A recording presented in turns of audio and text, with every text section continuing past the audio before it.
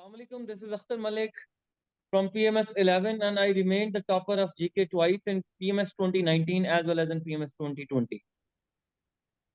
It's been 2 years since I am teaching and Alhamdulillah we have crossed almost 670 plus success stories in various basic pay scale like 17, 18, 16, 15 and 14, etc. etc. Almost 19 of my students in the Sida batch were allocated as well as many students of mine, they are serving in FIA, in NAB, in NADRA, in so many other various institutions like sub inspectors and various other fields as well. तो हमारा जो आज की video बनाने का मकसद है वो एक तो आपको टिप्स एंड ट्रिक्स देना है कि टिप्स एंड ट्रिक्स आपने जीके मैंने किस तरीके से प्रिपेयर किया और आप जीके को किस तरीके से प्रिपेयर कर सकते हैं। नंबर 1। नंबर 2, आज मैं एक और वीडियो भी बनाऊंगा और उसमें मैं आपको थोड़ा बहुत पीएमएस के बारे में आइडिया दूंगा और ये वाली वीडियो बड़ी बेनिफिशियल आपके लिए साबित होगी क्योंकि मुझे पढ़ाते हुए इट्स बीन 25th बैच और ऑलमोस्ट अल्हम्दुलिल्लाह कोई तकरीबन 2 साल से ज़्यादा का अरसा हमारा हो गया हुआ है और उसमें मेरे बहुत सारे स्टूडेंट्स निकल गए हैं। मैं 10 सब्जेक्ट पढ़ाता होता हूँ, सारे सब्जेक्ट्स मैं खुद पढ़ाता होता हूँ और हम एक एक सब्जेक्ट को बहुत डीपली बहुत डिटेल में डिस्कस करते होते हैं। 100 डेज का उसमें तकरीबन ऑलमोस्ट हमारा सेशन होता है। मंडे टू फ्राइडे क्लासेस चल रही होती हैं और एडमिन का कॉन्टैक्ट नंबर मैं आप लोगों को दे देता हूँ जिसमें आप लोग उनसे कोई भी इंफॉर्मेशन शेयर कर सकते हैं या इंफॉर्मेशन दे सकते हैं। 0300 6275 123 ये मेरे एडमिन का नंबर है, यू कैन अप्रोच हिम।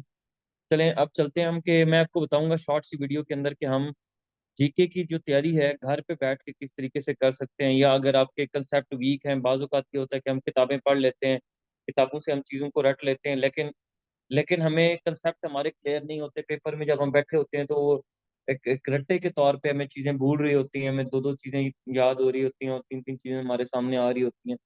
उसका उसका सबसे अच्छा तरीका ये है कि आप लोग बाकायदा तौर के ऊपर आप लोग अगर आप चीज़ों को बहुत डीपली या डिटेल में देखते हैं तो फिर वो आपके लिए आसान बन जाती हैं। तो विदाउट गेटिंग फर्दर डिले मैं आपको यहाँ पे बताऊँगा कि आप लोग जीके की तैयारी किस तरीके से घर पे बैठ के कर सकते हैं या जीके की तैयारी करनी किस तरह से चाहिए। मैं चूँकि स्क्रीन शेयर करके यहाँ पे आपको बाकायदा तौर पे डेमो दूँगा और शॉर्ट सी हमारी वीडियो होगी। करना ये होता है कि लेट्स सपोज़ हमें कोई टॉपिक आ जाता है। लेट्स सपोज़ मैं एक बड़ा शॉर्ट सा आपको टॉपिक देता हूँ कि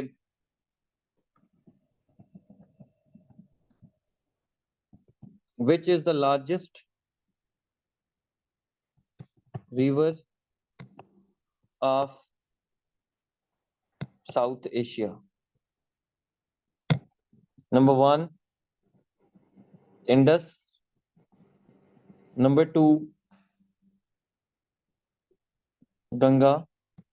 Number 3, Brahmaputra. Number 4,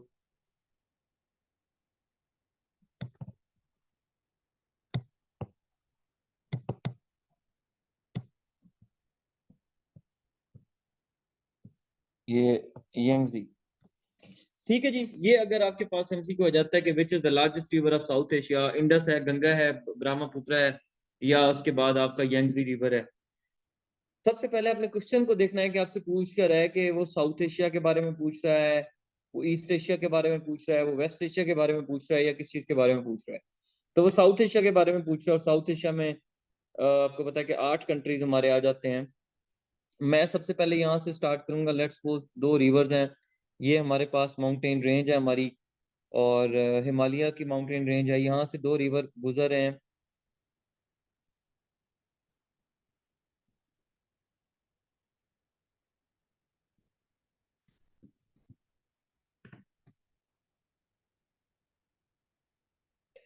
ये गुजरते गुजरते ये यहाँ पे जाके ये मर्ज हो जाते हैं। ये आपका जी यमुना रिवर है, ये आपका गंगा रिवर है। गंगा रिवर को गैंगीज भी कहते हैं, गैंगीज भी कहते हैं और यमुना को जमुना, उर्दू में जमुना भी कहते हैं। हमें ये पता होना चाहिए कि ये माउंटेन रेंजेस कौन सी हैं, ये हिमालय की माउंटेन रेंजेस हैं। ठीक है जी, हिमालयाज। और हिमालयाज आपको पता है कि जो दुनिया की सबसे जो ऊंची चोटी है वो भी माउंट एवरेस्ट, वो भी हिमालय की है। तो हमें एक तो पता चल गया कि माउंट एवरेस्ट के बारे में, हमें पता चल गया कि माउंट एवरेस्ट जो है वो EREST, माउंट एवरेस्ट। और माउंट एवरेस्ट को किसने सर किया था सबसे पहली दफा, वो भी आपको पता होना चाहिए। ठीक है जी, 1953 के अंदर एडमंड हिलरी था, एडमंड हिलरी, उसने सर किया था, एडमंड हिलरी ने। ये न्यूजीलैंड का रहने वाला था, ये भी आपको पता होना चाहिए। उसके बाद हिमालय के जो माउंट एवरेस्ट की हाइट है वो भी आपको पता होनी चाहिए। माउंट एवरेस्ट की हाइट कितनी है? तकरीबन 8,849 मीटर जो है वो इसकी हाइट बनती है। ठीक है जी। और 8,849 मीटर तकरीबन माउंट एवरेस्ट की हाइट बनती है आपकी। पहली दफा सर किया गया था, ये भी आपको पता होना चाहिए। वहां से अब आपके पास माउंटेन का पता चला आपको, आपने माउंटेन से निकाला हिमालयाज। हिमालयाज में से तीन सिलसिले हैं, ग्रेटर हिमालयाज, लेसर हिमालयाज और सब हिमालयाज। ठीक है जी, वो आपको पता होना चाहिए पाकिस्तान के अंदर। इसी तरह हिमालयाज की माउंट एवरेस्ट सबसे बड़ी चोटी है। उसको उसकी हाइट आपको पता चल गई। उसके बाद किसने सर किया, कब किया, कितने मुल्कों में से, नेपाल, भूटान, इंडिया से होती हुई ये कश्मीर से आती हुई और पाकिस्तान के अंदर एंटर होके ये जाती है। तो ये यमुना है बेसिकली। ये यहाँ पे एक हिमाचल प्रदेश है आपका इलाका, हिमाचल प्रदेश, जो कि चाइना का और इंडिया का थोड़ा बहुत डिस्प्यूट भी है वहाँ पे। ये होता हुआ ये यहाँ पे बेसिकली पानीपत का इलाका आ जाता है। ठीक है जी, पानीपत, पानीपत का इलाका आ जाता है इंडियन पंजाब से गुजर के ये यहाँ पे दिल्ली। ठीक है जी, दिल्ली से ये गुजरता है और दिल्ली से गुजरता गुजरता गुजरता ये यहाँ पे पहुंच जाता है इस पॉइंट के ऊपर। और इस पॉइंट, ये इलाहाबाद का पॉइंट है, ये दोनों रिवर यहाँ पे जाके मिल जाते हैं। अब इलाहाबाद से होते होते होते ये जाके बनारस में जाते हैं। बनारस से होते हुए फिर ये यहाँ पे जाके जनाब वाला बांग्लादेश के अंदर जो है वो पहुंच जाते हैं। बांग्लादेश के अंदर जाके चले जाते हैं, एंटर होते हैं बांग्लादेश। बांग्लादेश से होते होते होते ये यहाँ पे ये जो आपकी बे ऑफ बंगाल है, ये भी आपको पता होना चाहिए कि कहाँ पे गिरते हैं। बे ऑफ बंगाल में जाके गिर जाते हैं। ठीक है जी, बे ऑफ बंगाल के अंदर। तो ये बांग्लादेश के अंदर बे ऑफ बंगाल के अंदर चले गए। अब आपको यहाँ से वापस आ जाएं, पानीपत से गुजरे। अब आपको पता होना चाहिए कि पानीपत की हिस्ट्री क्या है। पानीपत में 3 वॉर्स हो चुकी हैं। एक वॉर आपकी हुई है, 3 वॉर्स कौन कौन सी हैं वो मैं बता देता हूँ आपको। एक आपकी हुई थी 1526 में, फर्स्ट पानीपत की वॉर।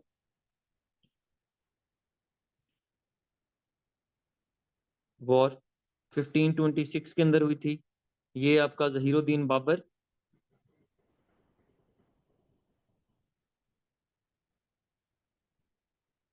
वर्सेस इब्राहिम लोदी, इनके दरमियान हुई थी। दूसरी वाली जो है पानीपत की वॉर जो है वो 1556 में हुई थी। ये आपकी हुई थी हिमू बेकाल, जो कि सूरियों का कमांडर था।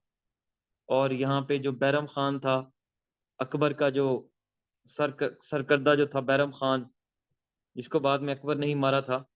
तो उस वक्त अकबर चूंकि 1542 में पैदा हुआ था, तो अकबर की एज 14 ईयर्स थी जब ये बैरम खान मामला देख रहा था।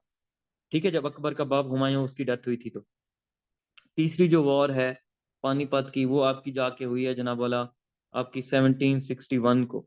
ये बेसिकली आपकी 1761 को अहमद शाह अब्दाल ये दुरानी, अहमद शाह दुरानी या अब्दाली और उसके बाद मरहटे। ठीक है जी, मरहटे, इनके दरमियान ये वॉर हुई थी। सिख भी, मरहटे भी। ठीक है जी। तो इनके दरमियान ये वॉर हुई थी 1761 की, ये भी आपको पता चल गया। उसके बाद ये यमुना रिवर आगे जाता है दिल्ली में। अब दिल्ली क्या है, ये इंडिया का कैपिटल है, इंडियन कैपिटल। ठीक है जी, Delhi is the capital of India.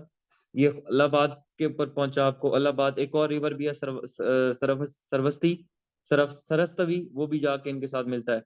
ये इलाहाबाद में जो है खुतबा इलाहाबाद दिया था अल्लामा इकबाल ने। 1930 की बात है जब अल्लामा इकबाल ने खुतबा इलाहाबाद दिया था जी। ठीक है जी, जब उन्होंने अलाहाबाद एड्रेस किया था अल्लामा इकबाल ने, और उसमें अल्लामा इकबाल ने जो इस्लाम है उसको एज अ यूनिफाइंग फोर्स के तौर पे यूज करने की एक सजेशन दी थी इस खुतबा अल्लाहाबाद के मौका के ऊपर। ठीक है जी, सर अल्लामा मोहम्मद इकबाल ने। तो ये 29 दिसंबर को दिया गया था, 29 दिसंबर को 1930 को, खुतबा इलाहाबाद इलाहाबाद के अंदर। इसकी एक अपनी हिस्ट्री है जिसमें उन्होंने कहा था कि मैं ये देखता हूँ कि पाकिस्तान के मुस्लिम मेजॉरिटी एरियाज जो हैं, पंजाब है, सिंध है, और NWFP, इनको एक सूबे के तौर पे होना चाहिए, इनको एक अलग मुल्क के तौर पे होना चाहिए। उसके बाद बनारस, बनारस इंडिया का बेसिकली स्पिरिचुअल कैपिटल कहलाता है, स्पिरिचुअल कैपिटल। ठीक है जी, बनारस।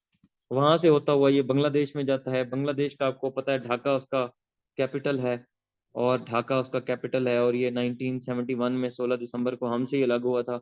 ईस्ट पाकिस्तान के नाम से पहले जाना जाता था। वहां पे जाके ये बे ऑफ बंगाल में गुजरता है। अब ये बे ऑफ बंगाल जो है ये दुनिया की पहली बड़ी बे है, first largest bay of the world. ठीक है जी, वर्ल्ड लार्जेस्ट बे, दुनिया की सबसे बड़ी लार्जेस्ट बे है। और ये जब यहाँ पे गिरता है तो ये यहाँ के जाके एक डेल्टा बनाता है। ये जो डेल्टा है, इस डेल्टे को कहते हैं सुंदरबंस डेल्टा।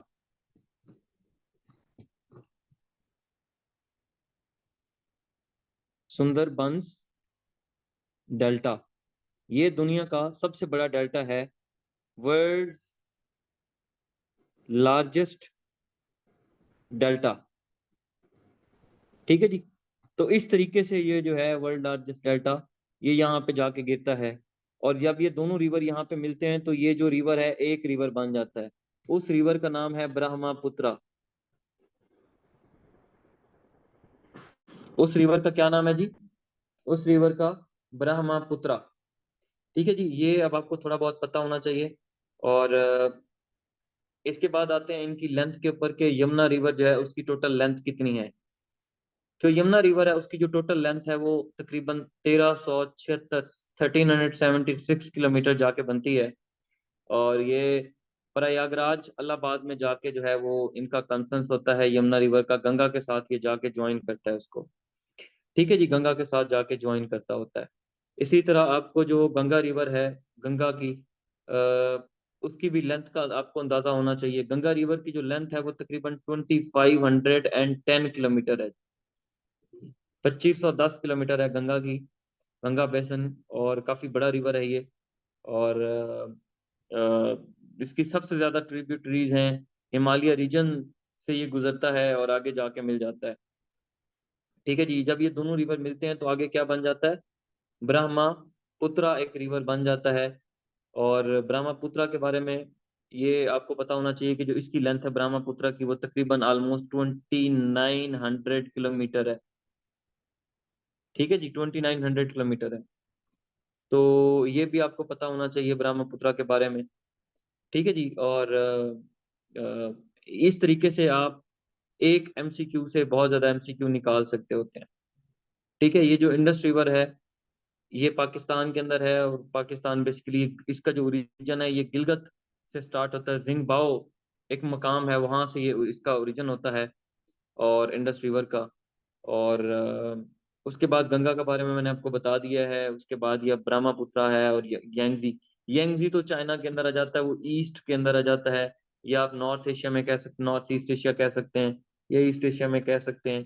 ठीक है जी, तो वो तो चाइना के अंदर आ जाता है। तो लिहाजा ब्रह्मपुत्रा रिवर जो है वो एशिया का सबसे बड़ा रिवर है। और ये आपको थोड़ा बहुत पता होना चाहिए। अब आपके पास ये, अब आपको पता है कि क्या कहते हैं, एक रिवर से एक MCQ से आप मल्टीपल MCQs किस तरह से निकाल सकते हैं। ठीक है जी, एक रिवर से मल्टीपल, आप एक एक MCQ से मल्टीपल आप किस तरीके से निकाल सकते हैं MCQs। इसी तरह जो रिवर है, जो इंडस रिवर है, इसको सिंधु रिवर भी कहा जाता है। ठीक है जी। और तो ये आज का टॉपिक था हमारा। इसी तरह माउंट एवरेस्ट की बाकी चीजों के बारे में, आपको K2 के बारे में पता होना चाहिए, दुनिया की बाकी माउंटेन्स। एक एक MCQ पकड़े, उसको इच्ची बिच्ची उसकी निकाल के पढ़ें। आप उसको A to Z चीजों को देखें, कवर करें। अब आप यहाँ से सोचें कि हमने एक MCQ था हमारे पास, और वहां से हमने कितने MCQ निकाले हैं। लेट्स सपोज ये पानीपत में पता चल गया आपको, पानीपत जो है वो हिमाचल हिमाचल प्रदेश कौन सी जगह है आपको पता है ना, हिमाचल प्रदेश में शिमला बड़ी मशहूर जगह है। शिमला, वहाँ पे शिमला है, शिमला डेपुटेशन हो चुका है वहाँ पे। ठीक है जी, शिमला डेपुटेशन जब मुस्लिम लीग का जो सेशन गया था, आपको याद होगा, आगा खान ने लेड किया था इसको। और मुस्लिम लीग बनाने का एक उन्होंने कहा था कि आप मुस्लिम लीग को, ये 1 अक्टूबर को गया था बेसिकली शिमला डेपुटेशन, 1 अक्टूबर 1906 को, 1906 को ये गया था। ठीक है जी, यानी कि आपको हिस्ट्री का थोड़ा बहुत आइडिया हो तो आपको। इसी तरह शिमला एग्रीमेंट है, शिमला एग्रीमेंट है यहाँ पे एक और शिमला एग्रीमेंट भुट्टो और इंदिरा गांधी के दरमियान हुआ था, जब ये हमारी 1972 वाली वॉर थी। 2 जुलाई को 1972 को हुआ था भुट्टो और इंदिरा गांधी के दरमियान। ठीक है, जिसमें हमने 93,000 सोल्जर जो हमारे इंडिया ने हॉस्टेज बना लिए थे, हमने उनको वो किया था। इसी तरह शिमला के अंदर बड़ा, शिमला बड़ी फेमस जगह है। इसी तरह शिमला कॉन्फ्रेंस वहां पे हुई है शिमला के अंदर। ठीक है, 25 जून 1945 को शिमला कॉन्फ्रेंस भी वहां पे हुई है, शिमला कॉन्फ्रेंस। ठीक है जी। तो बेसिकली जो मुस्लिम लीग और कांग्रेस के दरमियान डेडलॉक था उसको रिजॉल्व करवाने के लिए वेवल, लॉर्ड वेवल जो था उसने ये शिमला कॉन्फ्रेंस बुलाई थी यहाँ पे शिमला के अंदर। क्योंकि ये अंग्रेजों, गर्मियां बहुत होती थी सब कॉन्टिनेंट में, तो ये 6 6 महीने हेड क्वार्टर रहता था ब्रिटिशर्स का। अब आप देखें कि एक एमसीक्यू से आपने कितने सारे एमसीक्यू निकाल लिए।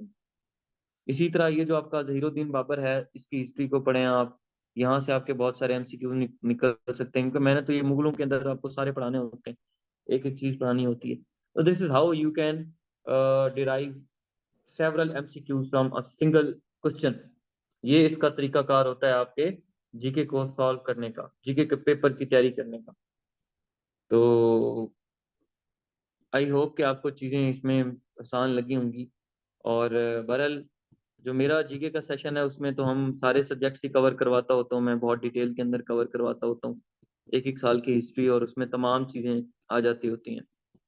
तो आप ये घर बैठ के बजाय किताबों को रटे लगाने के इस तरीके के कंसेप्ट आप ले सकते हैं। ठीक है जी, और पढ़ सकते हैं। सेम ये आप देख रहे होंगे, मैं तो मैप सारे कवर करवाता होता हूँ पूरी दुनिया का।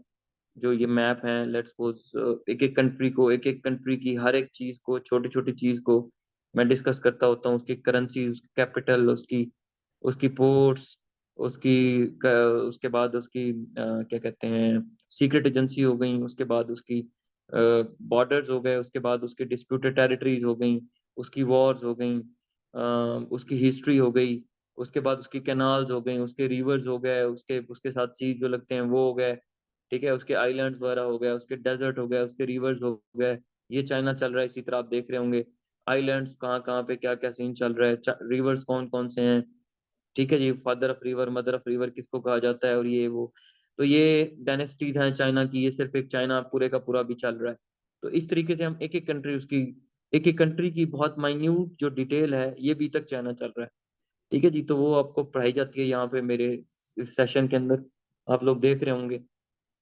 बाकी किसी चीज में कोई एम्बिगिटी हो तो आपकी, आपके उर्दू है, आपकी इंग्लिश है, उसको एक एक सब्जेक्ट को जब आप करते हैं तो आपका आराम से हो जाता है। ये इवन मैं टेंसेस तक भी आपको पढ़ा रहा होता हूँ उसके अंदर क्या कहते हैं आपकी अंग्रेजी के अंदर। उसके बाद और भी बहुत कुछ होता है, इंग्लिश के अंदर बहुत कुछ होता है। ठीक है जी, कंप्रीहेंसिवली मैं चीज़ों को पढ़ा रहा होता हूँ। तो इस तरीके से आप चीज़ों को कवर करते जाते होते हैं। और मेरा नहीं ख्याल, ये देखें जैसे ये उर्दू है, सेम उर्दू के बारे में भी आपको पता होना चाहिए कि उर्दू है क्या, उर्दू की ग्रामर के बारे में आपको बहुत पता होना चाहिए। ठीक है जी, और गलत सही और ये वो, क्योंकि हर पार्ट में कंप्यूटर का पोर्शन है वो आपको पता होना चाहिए, आना चाहिए। इसी तरह करंट अफेयर, पाकिस्तान अफेयर, मैं एक वीडियो भी बनाऊंगा कि आपने किस किस तरीके से उनको कवर करना है। ये अभी तक उर्दू चल रहा है, तो उर्दू भी हम बहुत ज़्यादा डिटेल में पढ़ते होते हैं। हर एक सब्जेक्ट बहुत डीपली और बहुत डिटेल में आपको कवर करवाया जाता है। ठीक है जी, ये बेसिकली उर्दू ग्रामर का पोर्शन है। तो इस तरीके से आप चीज़ों को आराम से कवर कर सकते हैं। और थैंक यू वेरी मच। कोई क्वेश्चन हो किसी भी तरह का, कोई आपकी क्वेरी हो तो आप पूछ सकते हैं। और thank you very much once again. मेहनत करें, 3-4 महीने लगाएं, 5-6 महीने लगाएं, वन पेपर के ऊपर ज़्यादा फोकस करें। वन पेपर से आपका ये होता है कि आपका इजीली आप चीज़ों को आराम से आप उसको पास कर जाते हैं। अगर आप सिस्टमेटिक वे में पढ़ें, हर एक सब्जेक्ट को लेके चलें, डीपली कवर करें, मेरा नहीं ख्याल कि आपको चीज़ें तंग करती हैं और आपकी ग्रिप चीज़ों के ऊपर बढ़ती जाती है। तो thank you so much. Have a good day. अल्लाह हाफ़िज़।